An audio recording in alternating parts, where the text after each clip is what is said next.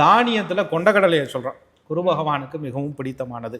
இதை அதிகமாக வியாழக்கிழமை உணவுல, வியாழக்கிழமை ஒரு பொழுதாவது நீங்கள் உணவுல இதை சேர்த்துக்கிட்டே வரணும். தினசரி ஆனால் காலையில் சுண்டக்கடலையை வியாழக்கிழமை அன்னைக்கு எடுத்து நீங்கள் அதை சமைத்து சாப்பிட்டுட்டு வர்றது நீங்கள் இருக்கிற இடத்துல செஞ்சுக்கக்கூடிய அற்புதமான பரிகாரம். நீங்கள் இருக்கும் இடத்துலேயே ஒரு மகானுடைய படத்தை வைத்து தீபம் ஏற்றி வழிபாடு பண்ணுவது, இதெல்லாம் ரொம்ப சிறப்பு. மகான்களுக்கு எது பிடிக்குது அப்படின்னா, எனக்கு ஜீவனம் பண்ணீங்க, எனக்கு நீங்கள் நெய்வேத்தியம் பண்ணுறீங்க, எனக்கு தீபாரத்தனை காட்டுறீங்க, ஒரு எறும்புக்காது நீங்கள் அன்னமிட்டீங்களா, ஒரு எறும்புக்காவது நீங்கள் ஜீவகாரணியம் பண்ணீங்களா, தொண்டுகள் பண்ணீங்களா அப்படின்னு யோசிப்பாங்க.